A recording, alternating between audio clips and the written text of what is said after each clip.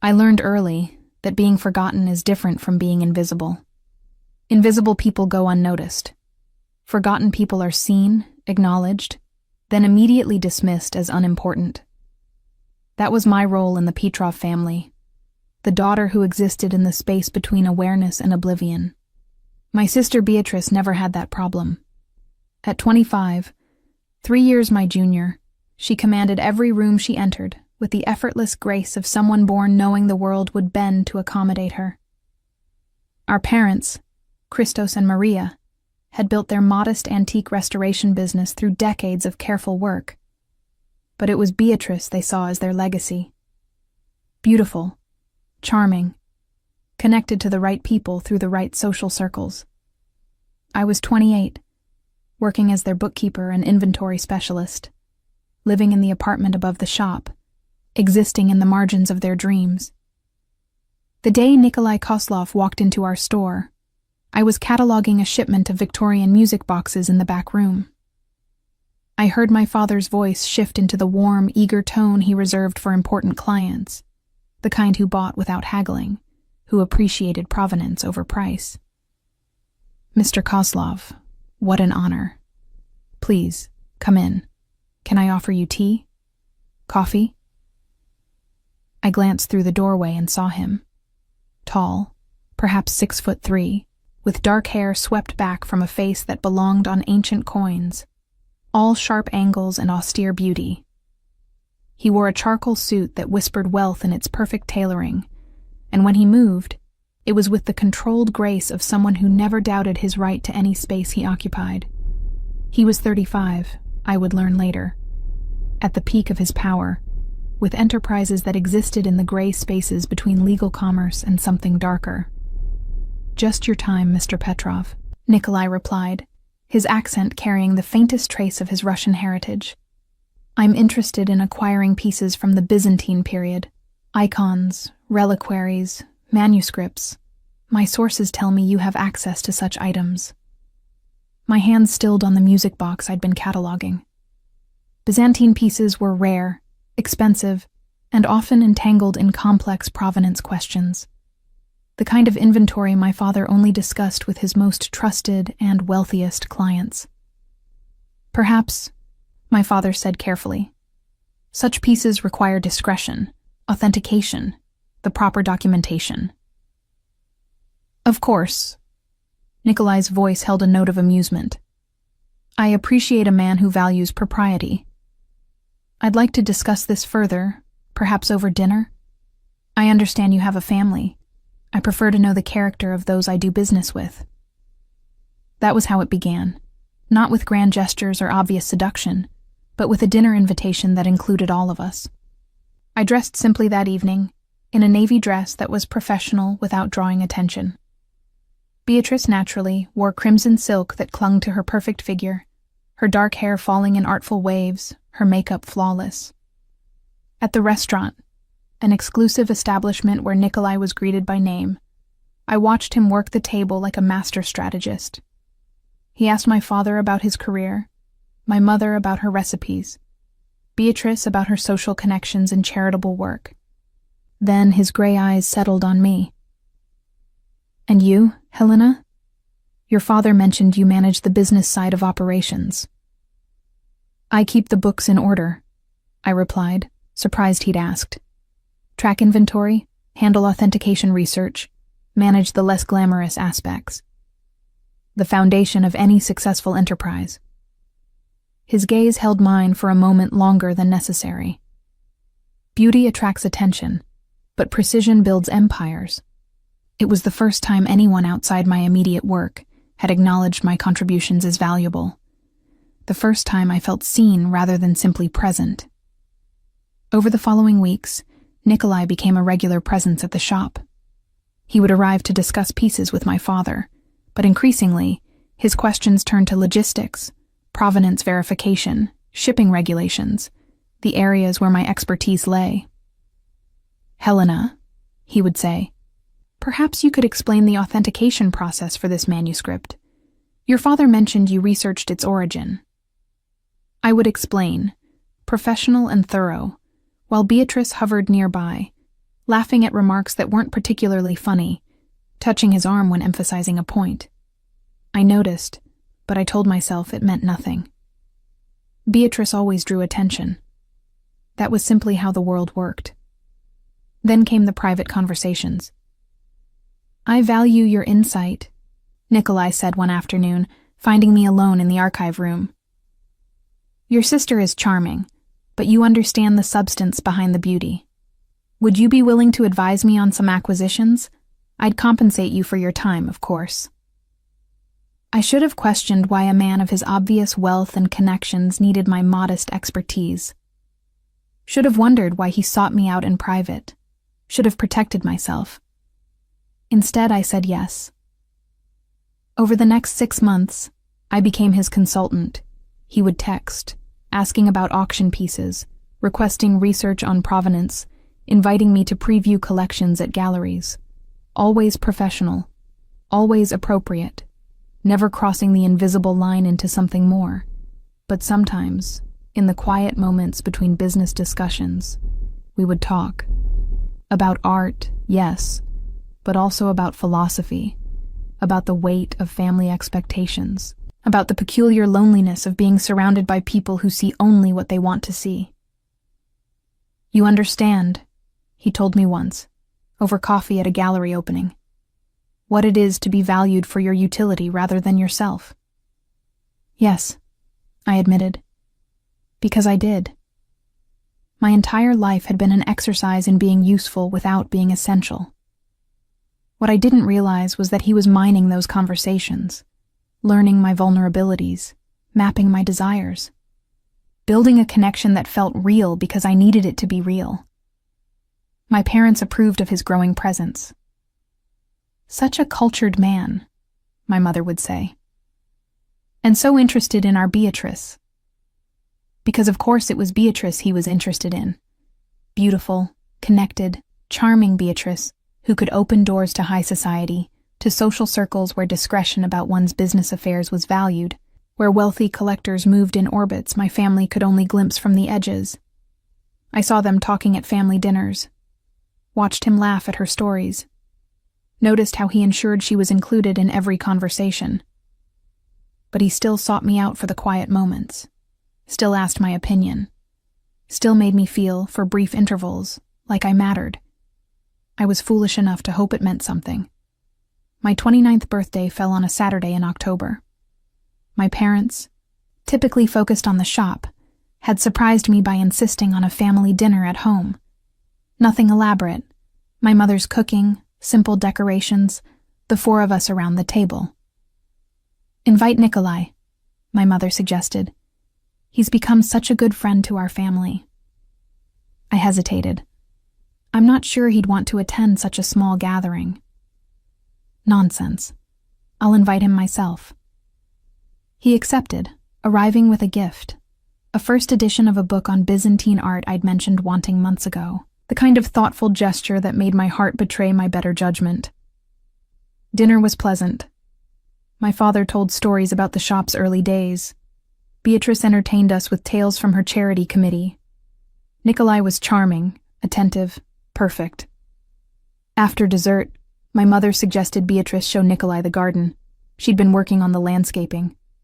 I offered to clear the table, comfortable in my familiar role of quiet support. I was rinsing plates when I heard laughter from the garden. Something made me look out the kitchen window. They were standing beneath the trellis my father had built years ago, strings of warm lights casting a golden glow. Beatrice's hand was on Nikolai's chest. His hand cradled her face. And then they were kissing. Not a polite peck, not an accidental brush of lips. A kiss that spoke of familiarity, of history, of something that had been building while I cataloged inventory and researched provenance and convinced myself that professional respect meant something more. I stood at the sink, water running over plates I'd forgotten I was holding, watching the man I'd allowed myself to care for kiss my sister on my birthday. The plate slipped from my hands, shattering in the sink. The sound brought my mother to the kitchen. "Helena, what happened? Are you all right?" "Fine," I heard myself say. Just clumsy. I cleaned up the broken ceramic with mechanical precision. When Nikolai and Beatrice returned from the garden, faces flushed and eyes bright, I smiled and thanked everyone for the lovely evening and excused myself, claiming an early morning at the shop. No tears, no accusations, no dramatic confrontation. I simply walked upstairs to my apartment, closed the door, and allowed myself to understand what I'd been to him. A bridge. A means to access my sister, to gain my family's trust, to establish himself in our lives. Every conversation we'd shared, every moment of connection I'd treasured, tools in a strategy that had nothing to do with me, and everything to do with what I could provide him access to. I had been used, efficiently, thoroughly, almost kindly. The realization didn't break me. I'd been overlooked too many times to shatter over being forgotten again. But something shifted inside me that night, a quiet decision made in the dark of my small apartment. I would no longer make myself available to be useful to people who found me insufficient. I would no longer be the bridge that others walked across to reach more interesting destinations. Starting tomorrow, I would begin the careful, deliberate process of building a life that didn't require me to be anyone's forgotten daughter, anyone's useful consultant, anyone's means to an end. I didn't know then that the man in my garden had already made his own decision, that what he'd planned and what he'd discovered were two entirely different things, that walking away from someone who's used you is easy, staying away when they refuse to let you go is something else entirely. I didn't know that being forgotten by Nikolai Koslov would prove far less dangerous than being remembered by him. The Monday after my birthday, I began the careful dismantling of my availability. I stopped answering Nikolai's texts immediately. When he called about an auction piece, I responded 12 hours later with brief, professional information, ending with, "My schedule is quite full. Perhaps consult another expert." When he appeared at the shop, I ensured I was occupied with tasks that kept me in back rooms, away from casual conversations. My parents noticed, of course. "Helena, Mr. Kozlov was asking for you," my father said one afternoon. "He values your expertise. Don't be rude." "I provided the information he requested," I replied, not looking up from the ledger. "Everything else is personal time I've chosen to allocate elsewhere." My mother's eyes narrowed. "This isn't about Beatrice, is it? About her and Nikolai?" The careful phrasing, her and Nikolai, as if it were established fact, public knowledge, something I should simply accept. "I'm happy for them," I said, and meant it. Beatrice would get everything she wanted: wealth, status, a handsome husband. Nikolai would get access to her social connections, legitimacy for his business operations, a beautiful wife to display. Everyone would get exactly what they'd planned for. Except me. I got the clarity of no longer being useful. I began job hunting quietly. My credentials were solid: degree in art history, years of authentication experience, a proven track record with provenance research. Within 3 weeks, I had an interview at a mid-sized auction house across the city. The position was modest, junior specialist in their manuscripts department. The pay was less than I made helping my family, but it came with benefits, independence, and distance. I accepted the offer the same day they extended it. "You're leaving?" My father's voice carried genuine shock when I gave notice. "But the business, you're essential to operations." Essential. The word I'd craved for 28 years, offered only when my departure created inconvenience. "You'll manage," I said gently. "Beatrice can learn the systems, or you can hire someone." "This is about Nikolai, isn't it?"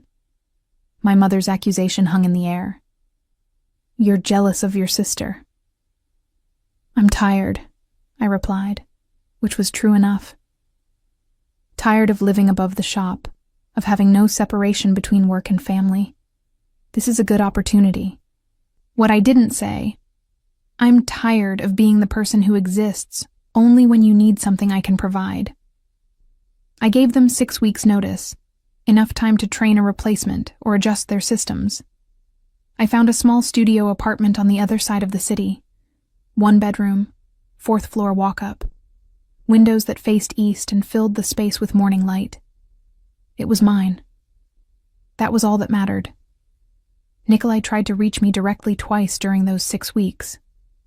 The first time, he appeared at the shop with the pretense of discussing a collection. "Helena," he said, managing to corner me in the archive room. "You've been avoiding my calls." "I've been busy." I continued cataloging without looking up. The transition period requires focus. "I heard you're leaving. Your father mentioned it." "Yes. May I ask why?" I finally looked at him. Those gray eyes that had once made me feel seen now revealed themselves as precisely what they'd always been. Calculating, strategic, searching for angles. "I received a better opportunity," I said. "It's time I built my own career." Something flickered in his expression. "If this is about what you saw—" "This has nothing to do with you," I interrupted quietly. "Or my sister. This is about my own professional development. I'm sure you understand. You're a businessman.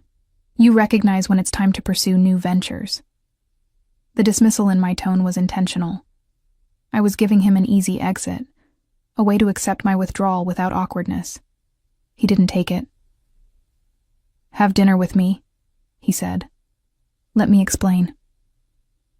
There's nothing to explain. I returned to my work. You and Beatrice are happy. My family approves. Everyone is getting what they want. There's no problem here. "Helena, I have a great deal of work to complete before my departure, if you'll excuse me." It was the first time in 6 months I'd cut him off, dismissed him, made clear that my time was no longer available for his convenience.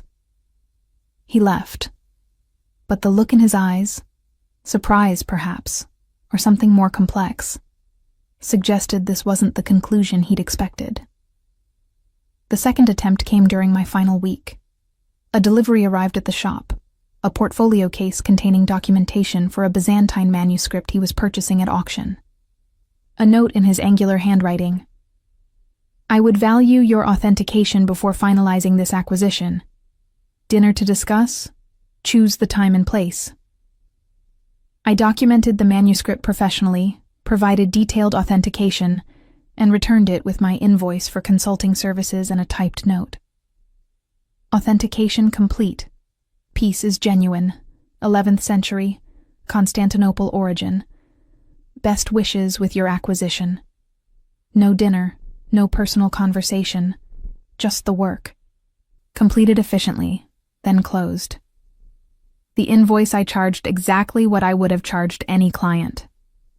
Dimitrios, Nikolai's assistant, picked up the portfolio. He handed me a check for triple my invoiced amount. "Mr. Kozlov wanted to ensure you were properly compensated for your expertise," Dimitrios said carefully. "He also asked me to tell you that your insight is irreplaceable." I handed the check back. "The invoiced amount is appropriate compensation. Please ask Mr. Kozlov not to contact me for future consultations. I'm no longer available for outside work." Dimitrios looked genuinely confused. In his world, people didn't refuse Nikolai Kozlov's money, didn't turn down his requests. "Miss Petrov," he began.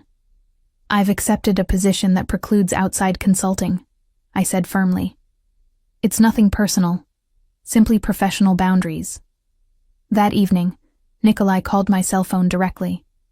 I answered because ignoring him seemed more dramatic than a simple conversation. "Hello? Helena." His voice carried an edge I'd never heard before. Frustration, maybe. "Why did you refuse my payment?" "Because you overpaid by 200%. The invoice reflects the work completed. The payment reflects the value I place on your expertise. Then you need to recalibrate your valuation metrics." I kept my tone professional, distant. The work was standard authentication. Nothing more. Have I done something to offend you? The question was so absurd I almost laughed. Offend implied emotion, investment, caring enough to be hurt. Not at all, I said truthfully. You've been a valuable client to my family's business. I appreciate the opportunities you've provided. I simply need to focus on my new position now. What if I need your expertise? There are many qualified specialists in the city. I'm happy to recommend several. I don't want other specialists. I want you. The possessiveness in his tone startled me, as if he had some claim on my time, my skills, my availability. That's no longer possible. I said gently, I wish you and Beatrice every happiness. Please give her my regards. I ended the call before he could respond. It was petty, perhaps, but I needed him to understand. I was no longer a resource he could access, no longer a bridge he could walk across. I was simply gone. My last day at the family shop, my parents threw a small farewell lunch. Beatrice attended, radiant in a designer dress I recognized from the spring collections, a gift from Nikolai, no doubt. I'll miss having you here, she said, kissing my cheek, though I understand why you're going. It must be difficult, working so closely with family. She meant it kindly. Beatrice had never been intentionally cruel. She simply operated in a universe where her happiness was the natural order of things, where men fell in love with her and sisters supported from the margins. I'm excited about the new opportunity, I said. And I was. That evening I moved the last box into my new apartment. Studio, 425 square feet, radiator heat and a window that rattled in strong winds. My furniture was secondhand, my dishes mismatched, my decorative budget non-existent, but when I closed the door and stood in the center of my small space, I felt something I hadn't experienced in the Petrov household. Possibility. This was mine. Chosen. Built by my own hands. For my own purposes. For the first time in 28 years, I didn't exist in relation to anyone else's needs or expectations. I unpacked, arranged my modest belongings, and slept that night in my own bed, in my own apartment, owing nothing to anyone. I didn't know that across the city, Nikolai Kozlov was discovering that the quiet woman he'd used as a means to an end had become an obsession he couldn't name. Didn't know that my absence had created a void in his carefully constructed life that Beatrice's beauty and charm couldn't fill. Didn't know that walking away from him had been the beginning, not the end, of our story. All I knew was that I'd survived being forgotten. The question I couldn't answer yet. Could I survive being remembered? The auction house provided structure, purpose, and merciful distance from my old life. I cataloged manuscripts, researched provenance, consulted on medieval texts. My colleagues were pleasant, professional, uninterested in my family drama. Perfect. 6 weeks into my new position, I was invited to a gallery opening, a professional networking event where auction house staff mingled with dealers and collectors. I wore simple black, minimal jewelry, the uniform of someone who understood that in the art world, the work should draw attention, not the specialist. I was examining a 15th century prayer book when I felt it, the particular weight of being watched. I turned. Nikolai Kozlov stood 15 feet away, conversation with a gallery owner apparently forgotten, as his gray eyes fixed on me. He looked different. Thinner, perhaps, or simply more sharply defined. His suit was impeccable as always, but there was something in his posture, a tension I'd never noticed before. Our eyes met. He nodded slightly. I returned the gesture with professional courtesy and deliberately turned back to the prayer book. From the corner of my eye, I watched him approach. Smooth, inevitable, like weather. Helena. His voice was quiet, meant only for me. I didn't expect to see you here. Professional obligations. I kept my attention on the manuscript. Auction house staff are expected to maintain industry connections. Of course. He moved to stand beside me, studying the prayer book with what appeared to be genuine interest. 14th century, if I'm not mistaken. 15th, Flemish, based on the illumination style. Ah, I defer to your expertise. The old formula, the one we'd used for 6 months when he was cultivating my assistance. I recognized the pattern and refused to follow it. If you'll excuse me, I said, preparing to move to the next display. Helena, wait. His hand moved as if to touch my arm, then stopped. Please. 5 minutes of conversation, that's all I'm asking. About what? I met his gaze directly. We have no business to discuss. I'm no longer consulting privately. Not about business. Something in his expression shifted. Vulnerability, perhaps, though I didn't trust my ability to read him anymore. About how you've been, what you've been doing. I'm well. Working. That's all there is to report. You left very suddenly. I gave 6 weeks' notice. That's standard professional practice. You know what I mean. His voice dropped lower. You disappeared, stopped answering calls, refused dinner invitations, returned my payments. I established appropriate professional boundaries, I interrupted. Something I should have done from the beginning. Is this about Beatrice? The directness surprised me. I'd expected him to avoid the subject entirely. This is about my career, I said evenly. My independence. My choice to build a life that doesn't revolve around being useful to other people. You were never just useful to me.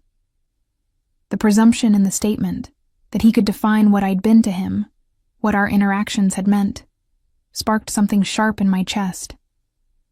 Then what was I? I asked quietly. Because from where I stood, I was a resource.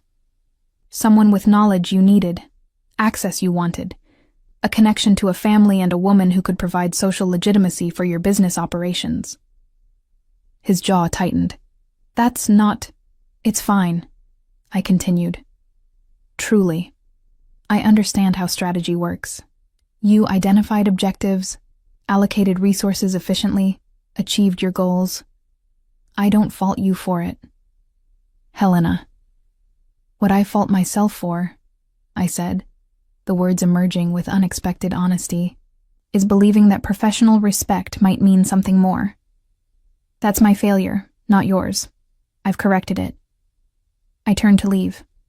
His next words stopped me. I ended things with Beatrice. I turned back slowly.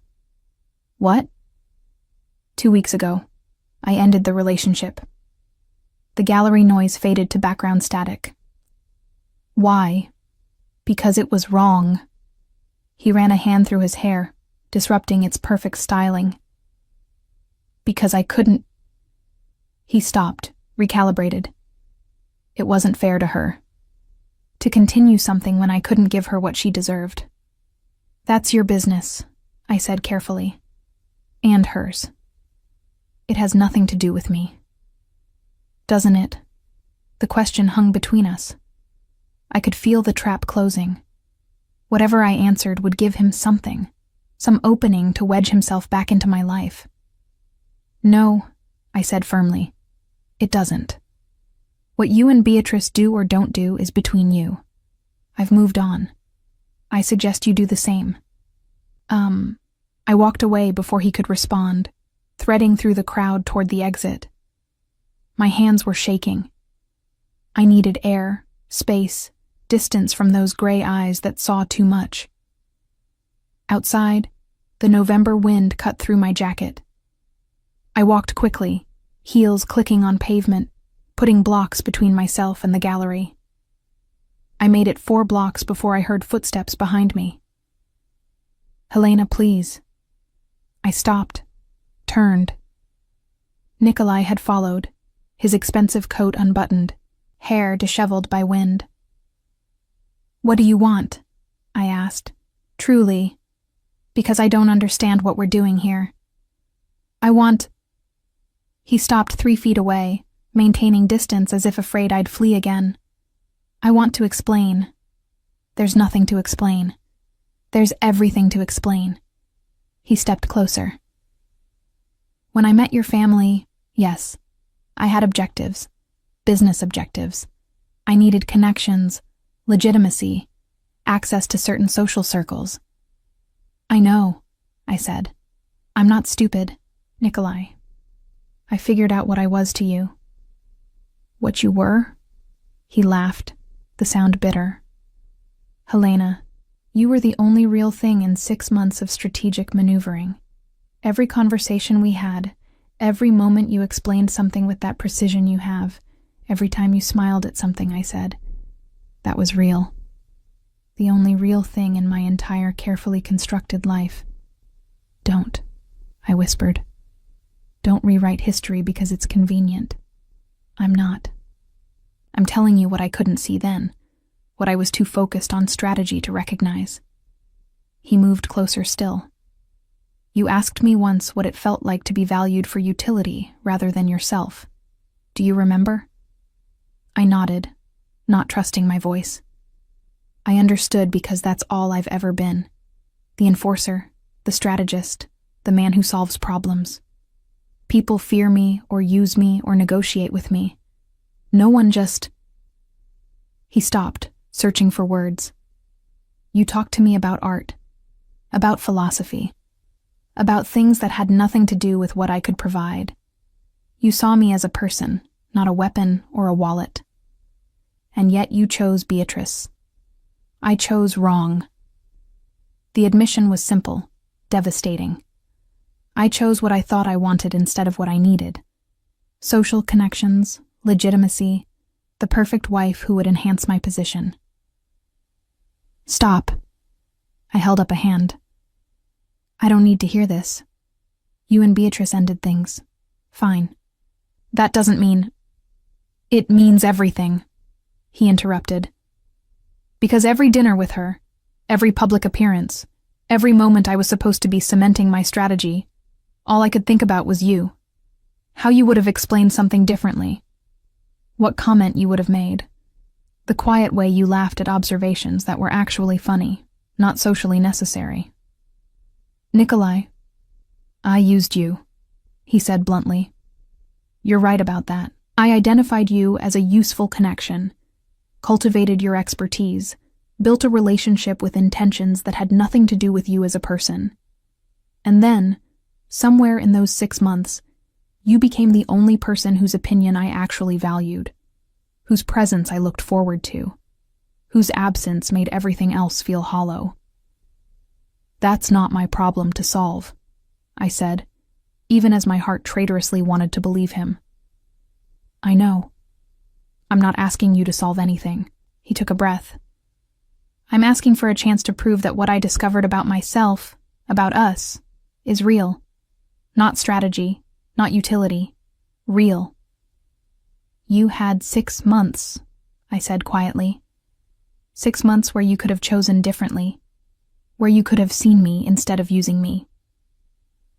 You're right. And I will regret that for the rest of my life. His voice was rough.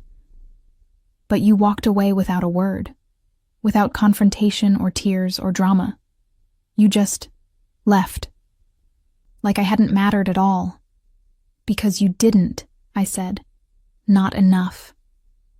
And that's when I realized you were the only person who'd ever had the strength to do that. The only person who valued themselves enough not to beg me to stay. He smiled slightly, painfully. Everyone else in my life fears me or needs me or wants something from me. You're the only one who was willing to walk away when I failed you. Is that what this is? Obsession with the one who got away? No. He shook his head. This is understanding, too late, that the woman I dismissed as a means to an end was the only end worth pursuing. The words hung in the cold November air. I wanted to believe them. God, how I wanted to believe them. But I'd learned the cost of believing beautiful words from beautiful men. I can't, I whispered. I can't be someone's realization after they've chosen someone else. I can't be the consolation prize or the lesson learned. You're not... I need to go. I stepped back. Please don't follow me this time. I turned and walked away, and this time he let me go. But as I reached the corner, I looked back. He stood where I'd left him, watching me with an expression I couldn't read from this distance. I didn't know then that Nikolai Kozlov had never failed at anything he truly committed to. Didn't know that his patience was legendary in his world, that he understood strategy over years, not weeks. Didn't know that letting me walk away was the first move in the longest campaign of his life. All I knew was that my heart hurt and my hands shook, and believing him felt more dangerous than anything I'd survived so far. So I went home to my small apartment and told myself I'd done the right thing, even as part of me wondered what I'd just refused. 2 months passed. Winter settled over the city with the particular grayness that made every day feel like twilight. I worked, came home, existed in the small rhythms of independence I'd fought to create. I didn't hear from Nikolai directly. No calls, no texts, no appearances at my workplace. But I felt his presence. It started small. The coffee shop on my route to work suddenly knew my order. Medium vanilla latte, no foam, without me speaking it. When I tried to pay, the barista smiled and said, "Already taken care of, miss." My building's temperamental radiator, which had clanked and hissed all winter, was suddenly repaired. The superintendent, when I asked, shrugged. Anonymous benefactor paid for upgrades throughout the building. Happens sometimes. The manuscript I'd been researching for work, which required access to a private collection in Boston, became suddenly available when the collector, who'd refused the auction house's previous requests, personally called my supervisor to grant access. Never obvious, never intrusive, just the quiet removal of small obstacles, the smoothing of rough edges in my daily life. I should have been angry, should have called him and demanded he stop interfering. Instead, I felt something more complicated, because these weren't grand gestures designed to impress. These were the actions of someone who'd been paying attention to details I'd never mentioned, problems I'd never complained about. The broken streetlight outside my building that made me nervous walking home at night. Fixed. The library book I'd wanted to read but couldn't afford to buy. Left at my office with a note. Found an extra copy. Thought you might enjoy. A colleague. My favorite bakery, which had been struggling and threatening to close. Suddenly thriving with a line around the block and a discreet new investor who demanded neither publicity nor influence over operations. He was weaving himself into my life through care, not control. Through listening, not demanding. It was more devastating than any diamond could have been. 3 months after the gallery opening, I found a package at my office. Inside, a manuscript fragment, 12th century, Byzantine origin. My specialty, a note in Nikolai's handwriting. I acquired this at auction yesterday. The provenance documentation is incomplete. I would value your professional authentication. Name your consulting fee. I researched the piece. Genuine, fascinating, with a complex ownership history that took 2 weeks to untangle.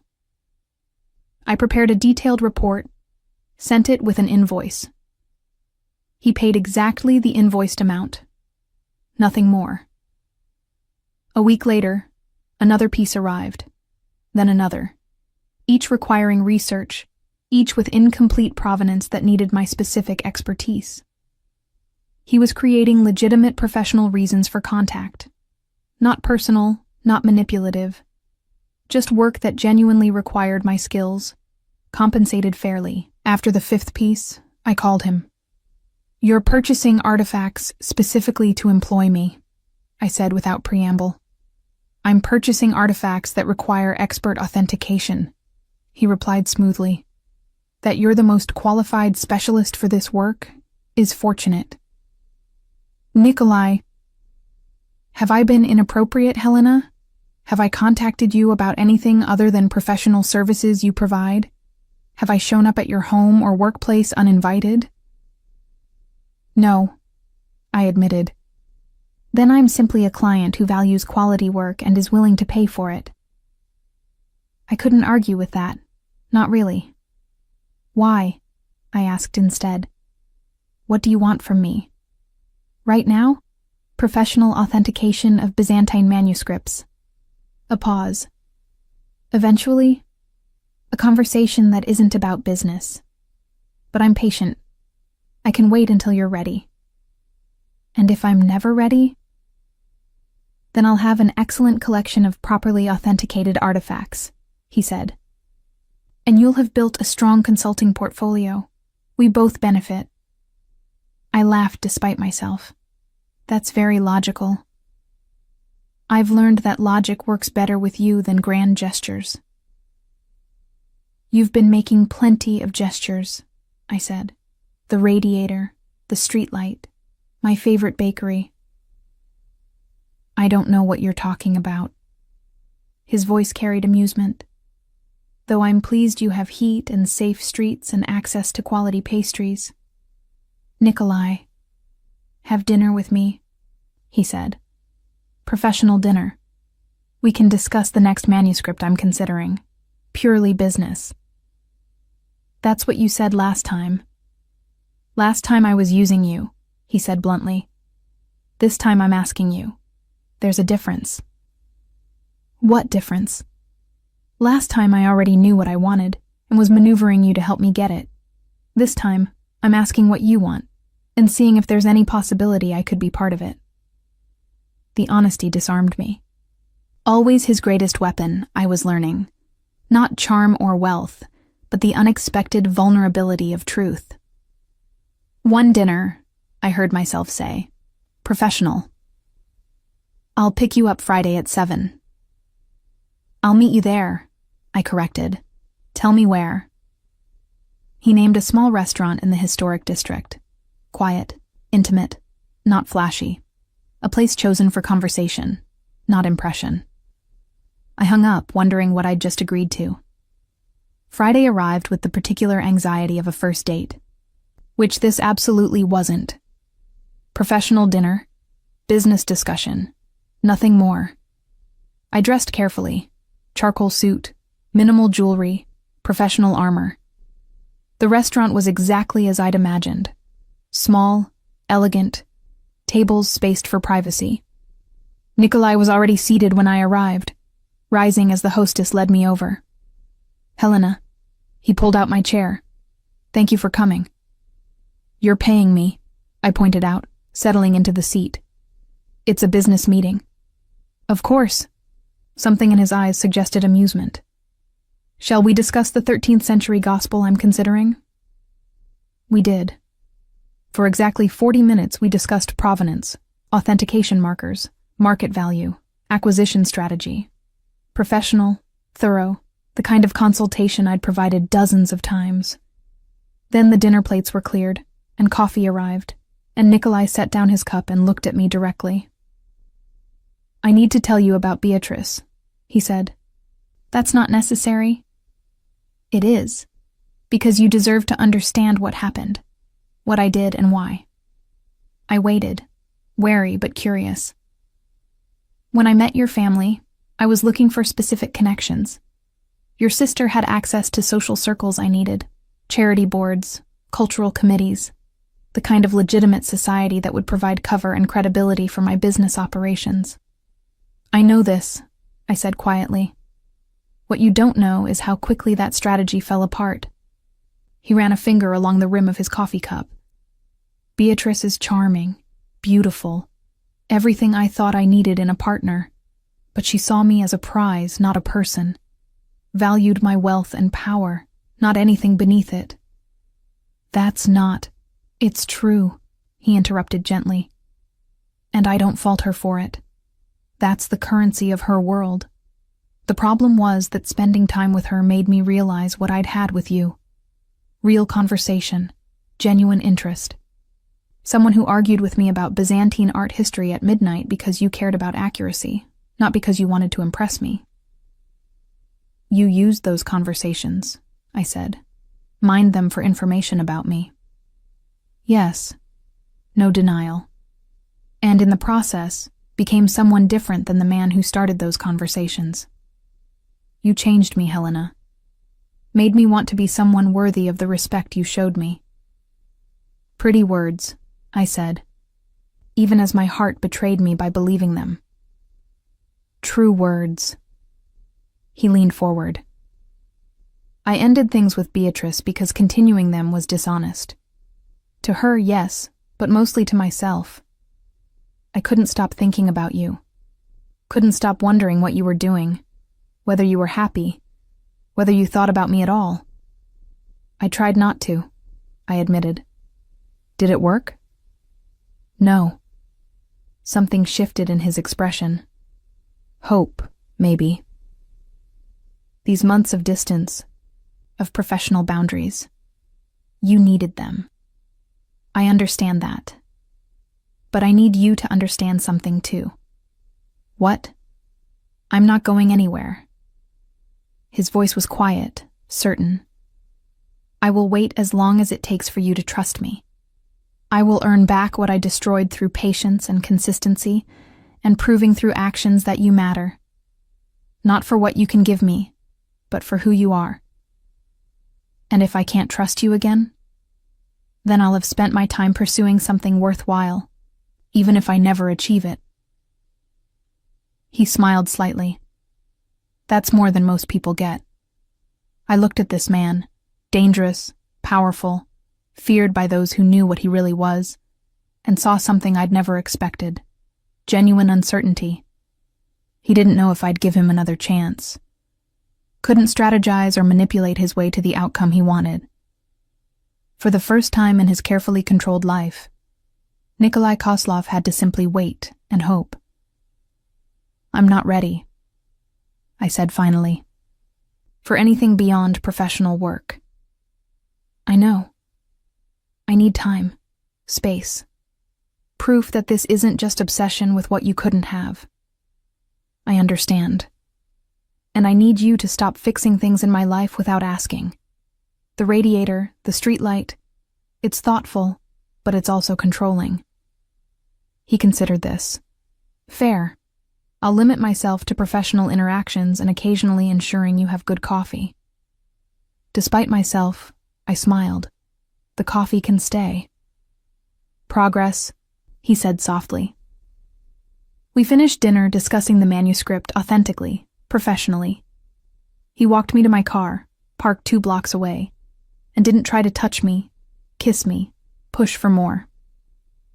Thank you for dinner, I said, unlocking the door. Thank you for giving me a chance to prove I've learned from my mistakes.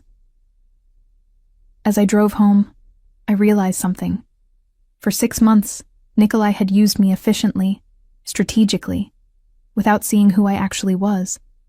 Now he was seeing me. Really seeing me. And instead of running when I wouldn't make it easy, he was staying, waiting, proving through patient, consistent action that he meant what he said. It was, I admitted in the safety of my small apartment, more devastating than any grand gesture could have been. Because grand gestures were easy, patience was hard. And Nikolai Kozlov, I was learning, never did anything the easy way. 6 months of careful, professional distance taught me more about Nikolai than 6 months of strategic courtship ever had. He was patient in ways that belied his reputation for swift, decisive action. Methodical in demonstrating change rather than promising it. He continued sending pieces for authentication, always legitimate work, always fairly compensated. Sometimes we'd meet to discuss findings over coffee. Professional conversations that occasionally drifted into philosophy, art history, observations about the world. He never pushed for more, never referenced the past or demanded declarations about the future. It was, I realized, exactly what I needed. Space to heal, to rebuild trust, to understand whether what I felt was genuine or simply the remnants of old hurt. My parents asked about him occasionally. We don't see Mr. Kozlov anymore, my mother mentioned during one family dinner. Is he no longer collecting? He is, I replied. I consult for him professionally now. What happened with Beatrice? My father asked. I looked at my sister, who was pushing food around her plate with unusual listlessness. Since Nikolai had ended things, she'd withdrawn somewhat. Not devastated, but definitely chastened. They weren't compatible, I said simply. These things happen. What I didn't mention, the rumors I'd heard from industry contacts, that Nikolai had quietly divested from several questionable business ventures, that his operations had shifted toward complete legitimacy, despite the financial hit that restructuring entailed, that the man feared for his ruthlessness was methodically dismantling the aspects of his empire built on fear and shadow. It was 7 months after our first professional dinner that everything changed. I was working late at the auction house, preparing authentication for an upcoming estate sale, when my phone rang. Unknown number. Hello? Miss Petrov? An unfamiliar voice. Male, with an accent I couldn't place. I have information you need to hear. About Nikolai Kozlov. My stomach dropped. Who is this? Someone who knows what kind of man you've been associating with. Someone who wants to protect you. I'm hanging up. He's using you again, the voice interrupted. Using your authentication work to build legitimacy for pieces acquired through theft. You're providing cover for stolen artifacts, Miss Petrov, making you complicit in international trafficking. That's not... But doubt crept in. Was it possible? Had I been too trusting? Check the provenance of the gospel fragment he had you authenticate last month. Track its ownership history before 1990. You'll find gaps, questions. Then ask yourself why he needed your professional reputation attached to it. The line went dead. I sat frozen, the phone cold against my ear. It couldn't be true. Nikolai had been transparent about his business dealings, at least the ones involving me. Hadn't he? I pulled up my files on the gospel fragment. Began tracing ownership history with more scrutiny than I'd applied during the initial authentication. There were gaps. Small ones, but present. Periods where ownership was unclear. Documentation thin. Not necessarily unusual for pieces that old, but also not above suspicion. I worked through the night, cross-referencing databases, checking against known stolen art registries, examining every detail with fresh, suspicious eyes. By dawn, I had to admit the truth. I couldn't definitively prove the piece was stolen, but I also couldn't prove it wasn't. The documentation was just ambiguous enough to be concerning. I called Nikolai at 7 a.m. Helena? His voice carried immediate concern. What's wrong? The gospel fragment. I need complete provenance documentation. Everything you have, not just what was provided at auction. A pause. Why? Because someone called me last night claiming you're using my authentication to legitimize stolen artifacts. I see. His voice had gone cold, professional. Someone is trying to turn you against me. Then prove them wrong. Show me the documentation. I'll bring it to your office this morning. He arrived an hour later, portfolio in hand. We spread documentation across my desk. Auction records, export certificates, chain of custody papers. It was thorough. Almost too thorough. These export certificates, I said, pointing to a stamp. This office closed in 1989. These are dated 1992. Nikolai examined them, his expression unreadable. Then someone forged them after the fact. I purchased in good faith from a reputable dealer. Or you knew they were questionable and needed my authentication to establish legitimacy. You really believe I'd risk your professional reputation? He looked at me directly. Risk losing you again over artifacts? I don't know what to believe, I admitted. 7 months ago, you admitted to using me strategically. How do I know you're not doing it again? Because I opened my entire acquisition history to your scrutiny. He pulled out his phone, made a call. Dimitrios, send Miss Petrov access to our complete collection database. Everything. Authentication documents, purchase records, correspondence, Everything. He hung up, met my eyes. Someone is trying to destroy what we've been building. Someone who benefits from you doubting me. Who? I have suspicions. Let me handle it. That's not an answer. It's the only answer I can give without putting you at risk. He stood. Review everything. If you find genuine evidence of wrongdoing, report it. I won't stop you. But don't let anonymous accusations destroy 7 months of honesty. After he left, I spent days reviewing his collection records. Everything checked out. Some pieces had complex histories, but nothing definitively stolen.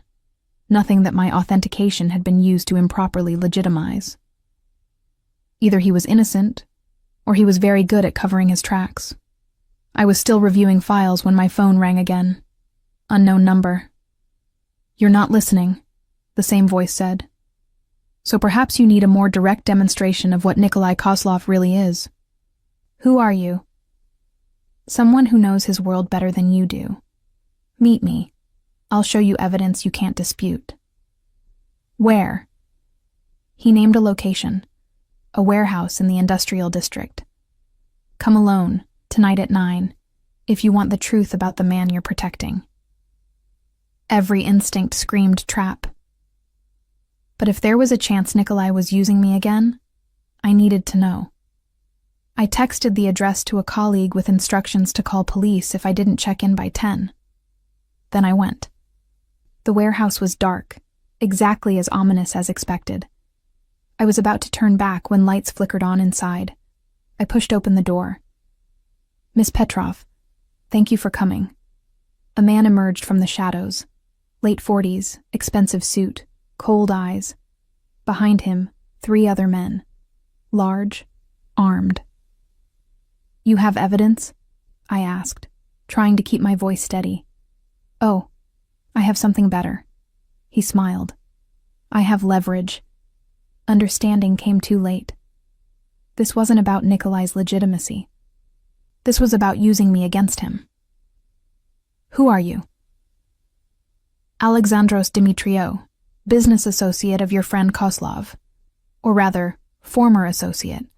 He's been making changes to operations that affect my interests. I need him to reconsider. This has nothing to do with me. It has everything to do with you.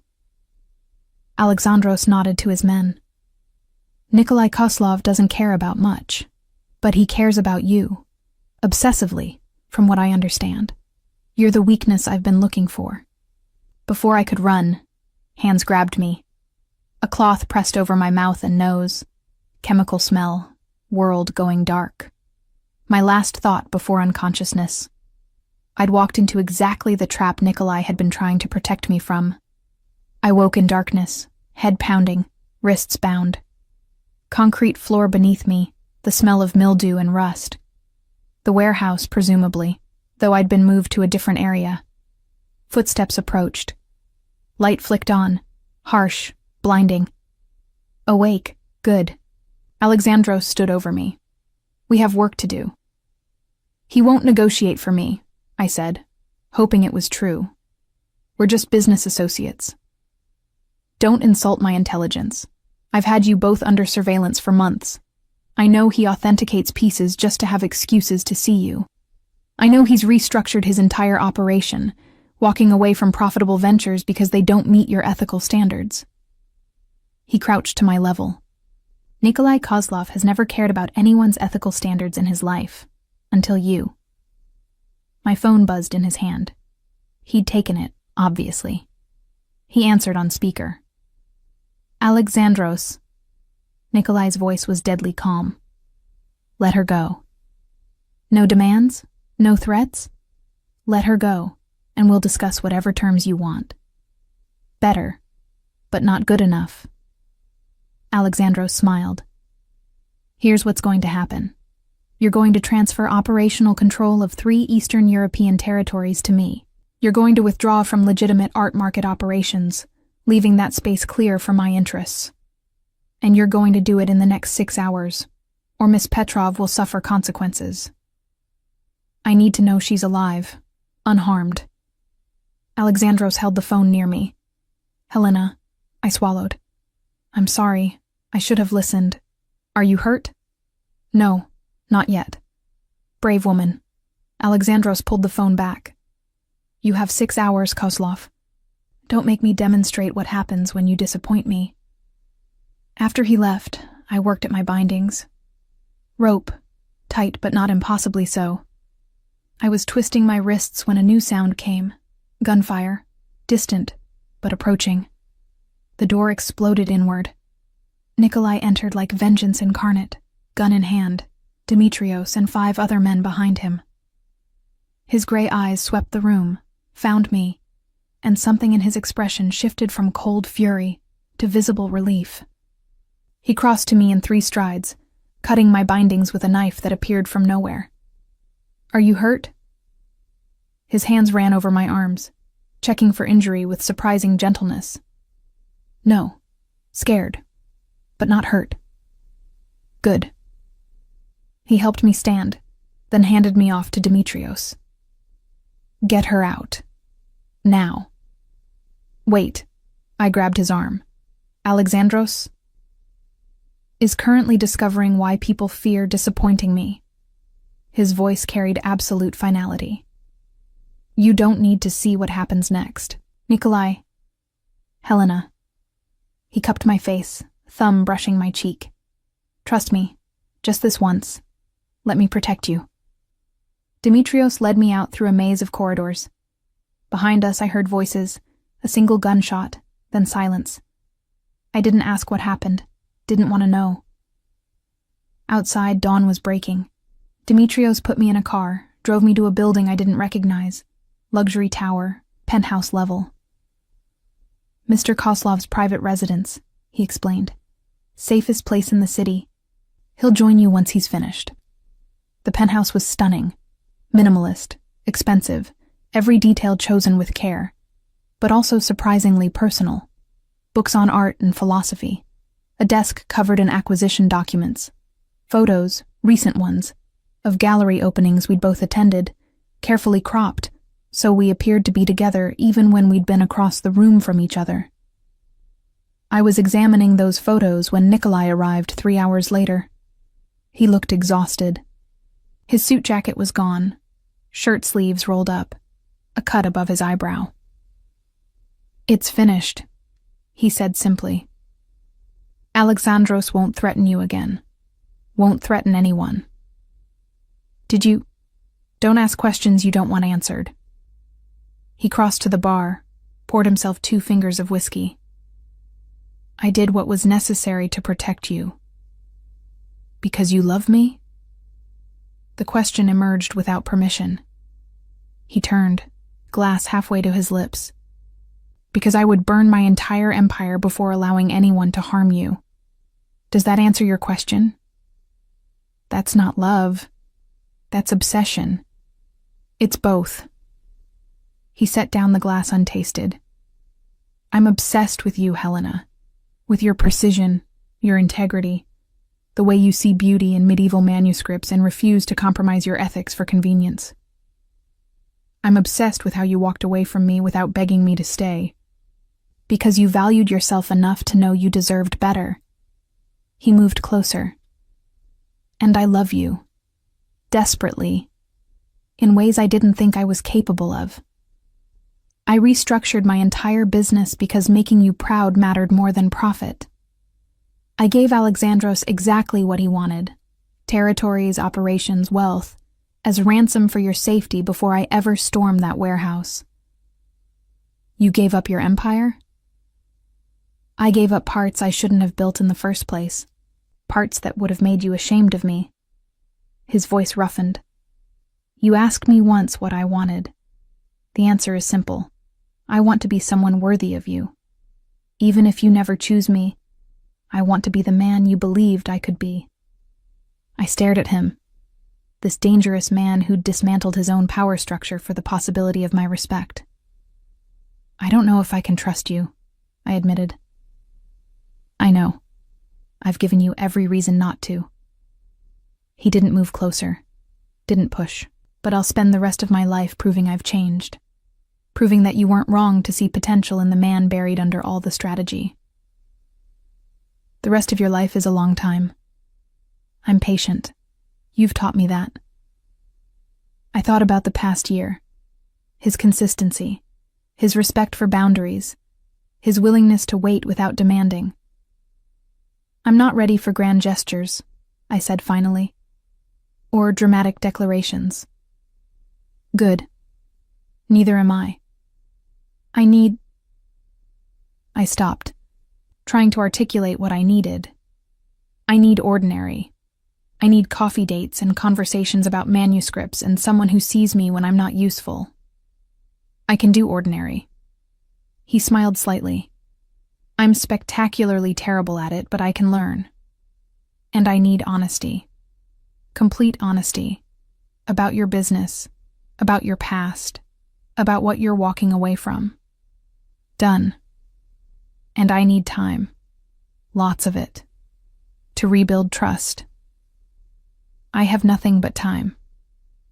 He held out his hand. Will you let me try? No guarantees, no promises beyond showing up consistently and honestly? I looked at his extended hand, took it. One condition, I said. Anything.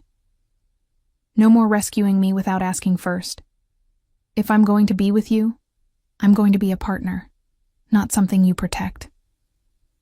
Something shifted in his eyes. Respect, maybe. Partners, then. Partners, I agreed. The next 2 years were nothing like I'd expected. Nikolai kept his word with methodical precision. He restructured his business completely, consulting me on ethics when questions arose. We had dinner twice a week, sometimes business, sometimes just conversation. He attended gallery openings and auction previews, listening to me explain techniques and artists with genuine interest. He was patient when I panicked, consistent when I doubted, honest about his failures and triumphs.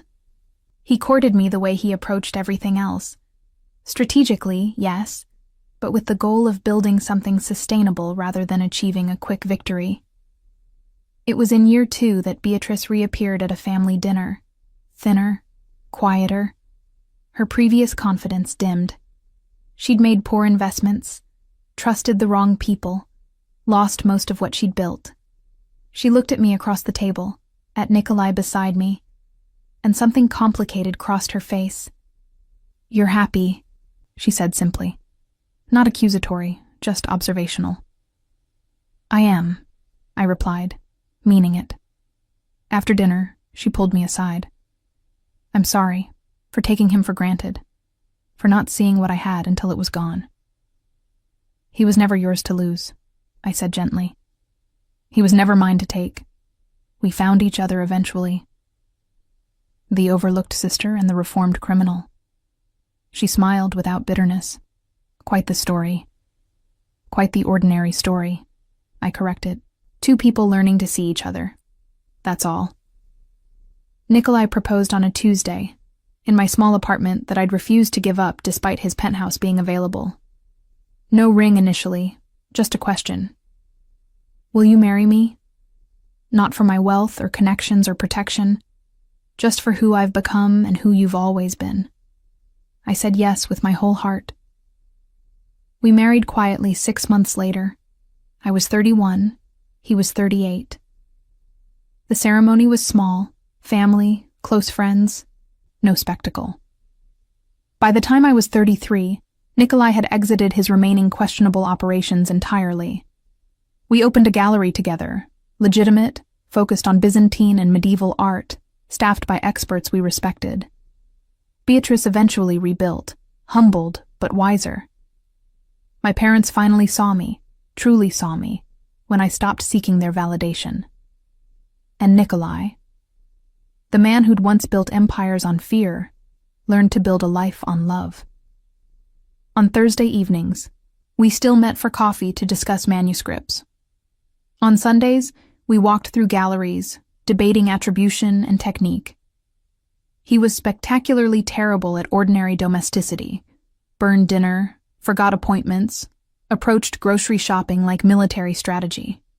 But he showed up, Every day, in small ways, he showed up. And that, I learned, was the greatest romance of all. Being chosen not once in a grand gesture, but repeatedly in quiet, consistent moments. Being seen not for what you could provide, but for who you were. Being loved not because someone conquered you, but because they learned to deserve you. I'd started as a bridge he tried to cross to reach my sister. I'd become the destination worth restructuring his entire world to deserve. And in the end, that transformation, his and mine both, was the greatest masterpiece either of us had ever authenticated. True, complete, priceless. I stood in the center of our gallery on a Tuesday afternoon, watching autumn light filter through the tall windows and illuminate the newly acquired 14th century triptych we'd just had authenticated. 3 years of marriage, 5 years since that terrible birthday. And still, some mornings I woke up slightly surprised to find Nikolai beside me, his arm draped protectively across my waist even in sleep. Helena? Maria, our gallery manager, appeared in the doorway. There's someone here to see you. She says it's personal. I turned, and my breath caught. Beatrice stood in the reception area, and the change in her was startling. Gone was the polished perfection I'd grown up envying. Her designer clothes had been replaced with modest, off-the-rack pieces. Her hair, once salon-perfect, was pulled back in a simple ponytail. But it was her eyes that showed the greatest transformation. They held a humility that had never been there before. Helena, she said softly, I know I don't have the right to just show up like this, but I needed to see you. I gestured toward my office, a small space lined with reference books and authentication equipment. Once we were seated, she twisted her hands in her lap, a gesture of nervousness I'd never seen from my confident younger sister. I'm getting married, she said finally, next month, to someone you've never met, a teacher. He makes a fraction of what Nikolai makes, lives in a small apartment, drives a 10-year-old car. She smiled, and it was genuine. He's kind, patient. He sees me, really sees me, not the performance I used to give. I'm happy for you, I said, meaning it. I wanted to ask if you'd come to the wedding, both of you. She looked up, meeting my eyes. I know that's asking a lot, after everything, but you're my sister, and I've spent 3 years learning what really matters. You matter, Helena.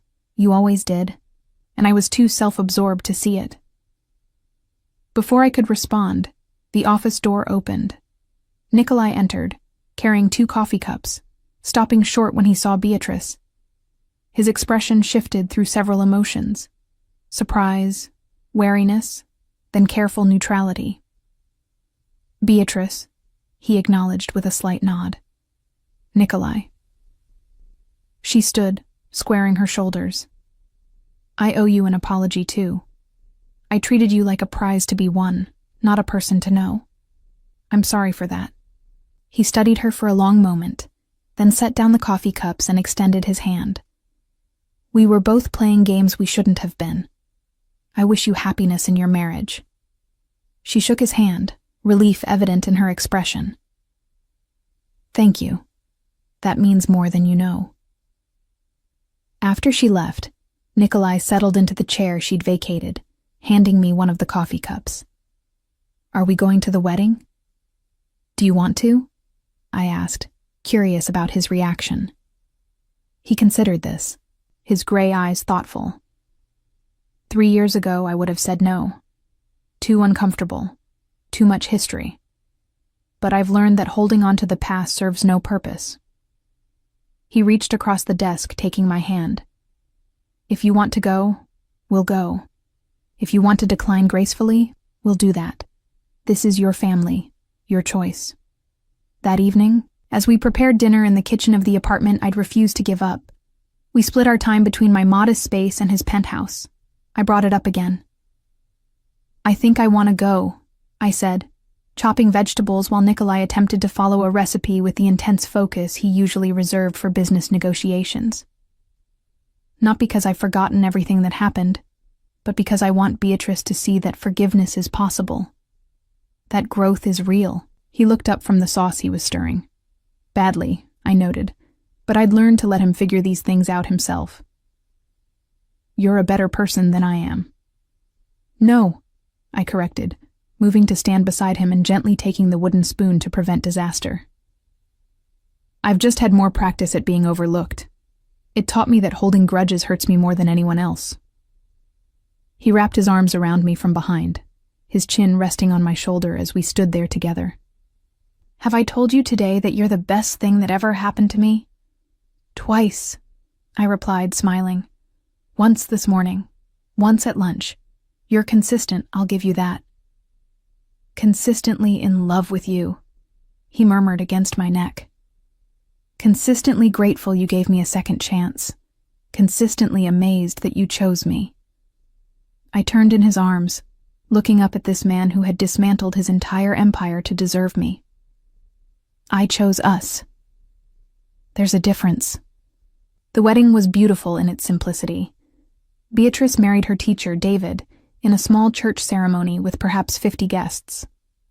I watched her exchange vows with a man who looked at her the way Nikolai looked at me, with genuine love rather than strategic interest, and felt something in my chest release. A final thread of old hurt that I hadn't realized I was still holding. At the reception, held in a modest community hall, Beatrice approached Nikolai and me during dinner. Thank you for coming, she said, her new husband standing supportively beside her. It means everything that you're here. You look happy, I told her honestly. Genuinely happy. I am. She glanced at David, then back to us. I spent so many years chasing what I thought I wanted. Status, wealth, being the center of attention.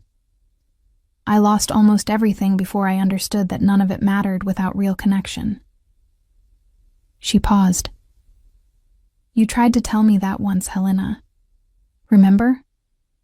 When we were teenagers, and you said that collecting admirers wasn't the same as finding someone who admired you.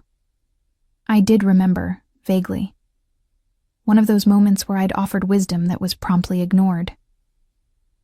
I should have listened then, Beatrice continued. But I'm listening now. Watching you two, seeing how you built something real from such a complicated beginning that showed me what was possible. After she moved on to greet other guests, Nikolai leaned close. Did you really tell her that? About admirers versus finding someone who admired you? Apparently, I'd forgotten. You've always been wise, he said, his fingers intertwining with mine under the table, even when no one was paying attention. Someone was paying attention, I replied, looking at him. Eventually. Later that night, back in my apartment, we lay in bed talking, one of our favorite rituals. Nikolai had learned that I processed the world through conversation, that silence wasn't always comfortable for me the way it was for him. I've been thinking about something, he said, running his fingers through my hair. About children. My heart skipped. We'd discussed this before, but carefully, both aware of the complexity. And I want them, with you, but only if you want them too. He propped himself up on one elbow, looking down at me in the dim light. I know my past makes that complicated.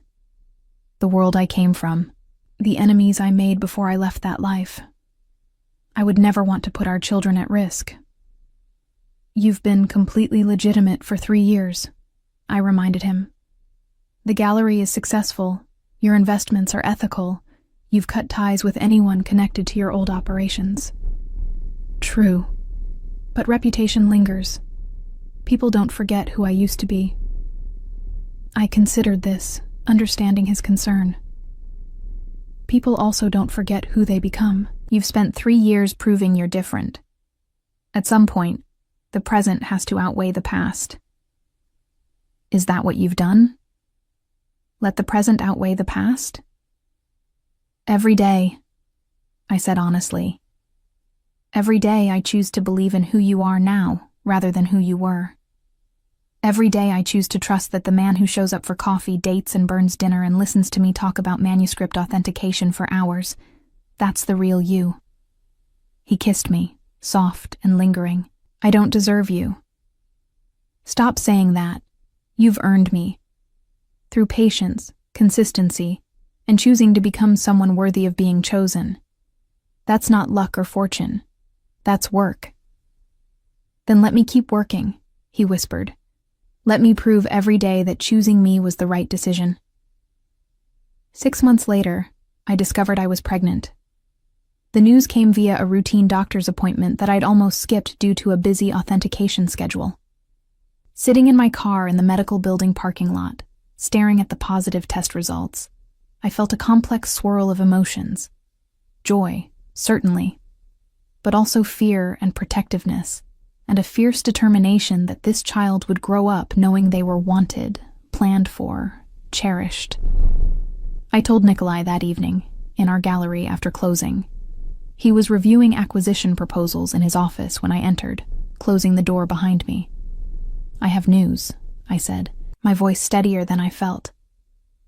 He looked up immediately, reading something in my expression. What kind of news? I placed the medical report on his desk, watched him process the information, saw the moment understanding hit. His face transformed, shock giving way to wonder, giving way to something so tender it made my eyes sting with tears. We're having a baby, he said, voice rough with emotion. We are. He stood, crossed to me, and knelt. Actually knelt, pressing his forehead against my stomach where our child was growing. Thank you, he whispered. Thank you for trusting me with this, for trusting me with you. I swear I will spend the rest of my life being worthy of this gift. I ran my fingers through his hair, this powerful man humbled by impending fatherhood. You already are. The pregnancy progressed smoothly. Nikolai attended every appointment, asked detailed questions, read medical textbooks late into the night. He baby-proofed both apartments, set up nurseries in each location, interviewed pediatricians with the same intensity he'd once brought to business negotiations. You know the baby won't arrive for several months, right? I teased, watching him rearrange the nursery furniture for the 3rd time. I want everything perfect, he said, adjusting the crib position slightly. I want our child to have everything I didn't. I moved to stand beside him, taking his hand. Tell me about your childhood. He rarely spoke of it. I'd learned not to push, to let him share when ready.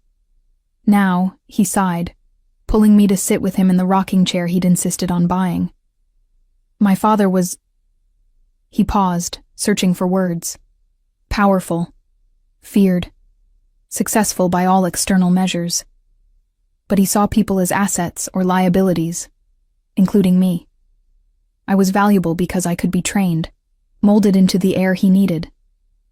But I was never valued for myself.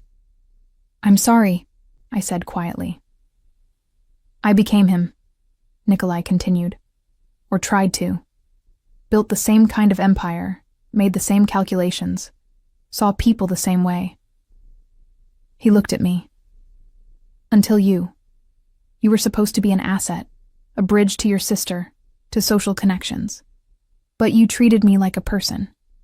Asked my opinions on art, not because you wanted something, but because you were genuinely interested. Argued with me about provenance details because accuracy mattered to you more than pleasing me.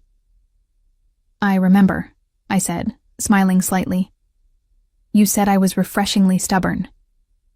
You were real, he corrected. The only real thing in my carefully constructed world. And when you walked away, when you valued yourself enough to refuse to be used, I realized I'd become everything I'd hated about my father. Someone who saw people as utilities, rather than humans worthy of respect. And now? I prompted gently. Now I want to be the father I never had. Someone who sees our child as a person from day one, not a legacy or asset or heir. Someone who values them for who they are, not what they can provide. He placed his hand over my growing belly. I want to break that cycle, with you helping me. We'll do it together, I promised. Our daughter was born on a snowy January morning, arriving exactly 2 weeks early, and absolutely furious about the transition from womb to world. Nikolai held her for the first time with hands that trembled, this man who'd faced down rivals and threats without flinching, undone completely by 7 pounds of squalling infant. She's perfect, he whispered, tears streaming down his face. Helena, she's absolutely perfect. We named her Sophia, Wisdom, because wisdom had saved us both. Wisdom to walk away when I wasn't valued. Wisdom to recognize what he'd lost and work to deserve it back. Wisdom to build something real from broken beginnings. The first year of Sophia's life taught us both more than we'd expected. Nikolai, who'd approached fatherhood with his characteristic intensity, had to learn that control wasn't always possible, that babies operated on their own schedules, developed at their own pace, required patience and flexibility. I watched him learn to soothe her at 3 a.m., walking endless circles around the apartment, singing Russian lullabies his grandmother had taught him. Watched him read parenting books with the same focus he once brought to business strategy. Watched him panic over every fever, every cry, every developmental milestone that didn't happen exactly when the book said it should. She's fine, I told him one evening, finding him hovering over her crib watching her sleep. Babies are more resilient than you think. I know, he said, not taking his eyes off Sophia. Logically, I know. But she's so small, so vulnerable. What if I fail her? I slipped my arm around his waist, leaning against his side. You won't. Not because you'll be perfect, you won't be, but because you care enough to try. That's what matters. When Sophia was 18 months old, we received unexpected news. My father called on a Tuesday afternoon, his voice heavy. Helena, it's your mother. She's in the hospital. Heart attack. They're saying... His voice broke. They're saying she might not make it through the night. We rushed to the hospital, Sophia with us, because there was no time to arrange childcare. My mother lay in the ICU, tubes and monitors creating a barrier between us. But she was conscious, and when she saw me, something in her expression crumbled. Helena, she whispered. I was wrong. About so much. I took her hand, my throat tight. Don't. You need to rest. No. I need to say this while I can. She looked at Nikolai, holding Sophia, then back to me. I spent your whole life seeing Beatrice, invested everything in her success, her happiness. And I never saw you. Never valued what you offered because it wasn't flashy or obvious. Mom, let me finish, she insisted, squeezing my hand weakly. You were the foundation, the steady one, the reliable one, the one who kept everything running. And I took that for granted. Assumed you'd always be there, never questioning why you stayed when we gave you so little recognition. Tears blurred my vision. I stayed because you're my family. Family should honor each other, she said. Should see each other. And I failed at that. But watching you now, with your husband and your daughter, seeing the life you built, you did that without our support, without our acknowledgement. You did it through your own strength. She looked at Nikolai again. Take care of her. She's stronger than she knows, but everyone needs someone who sees their strength. I will, Nikolai promised, his voice rough. Every day of my life. My mother survived that night, and the next, and slowly recovered over the following months. The experience changed something fundamental in our family dynamic. My parents began really seeing me, asking about my work, my interests, my perspectives, including me in decisions, not because they needed something, but because my input mattered. Beatrice, now a mother herself to a 2-year-old son, became not just my sister, but my friend. We met for coffee regularly, sharing the complexities of parenthood, laughing about our mother's well-intentioned but sometimes overwhelming advice. I can't believe it took near-death experiences and complete humility for our family to figure out basic respect, she said one afternoon, watching Sophia and her son play together. We're not very efficient, are we? We got there eventually, I replied. That's what matters. On our 5th wedding anniversary, Nikolai surprised me with a trip. Just the two of us, with my parents watching Sophia for the weekend. We flew to a villa in Tuscany, overlooking vineyards that stretched to the horizon. Remember when I asked you to dinner that first time? He said, as we sat on the terrace watching sunset paint the sky. I told you I was asking, not maneuvering. I remember. I've spent 5 years asking what you need, what you want, how I can be better. And I want you to know, I'm never going to stop asking. Because the moment I think I know everything about you, the moment I stop being curious about your thoughts and dreams and perspectives, that's when I become the man I used to be. I turned to him, this man who'd transformed himself through patient, consistent effort. You want to know what I need? Always. This, I said simply. You, me, ordinary moments that we choose to make extraordinary. Sunday morning coffees and arguments about manuscript attribution, and watching you fail spectacularly at cooking but refusing to give up. I need the man who shows up every day, not the grand gestures. You have him, Nikolai promised. For the rest of our lives, you have him. As we sat there, hands intertwined, watching Italian twilight deepen into night, I thought about the journey that had brought us here. From overlooked daughter to woman who knew her worth. From strategic user to man who dismantled his empire to deserve love.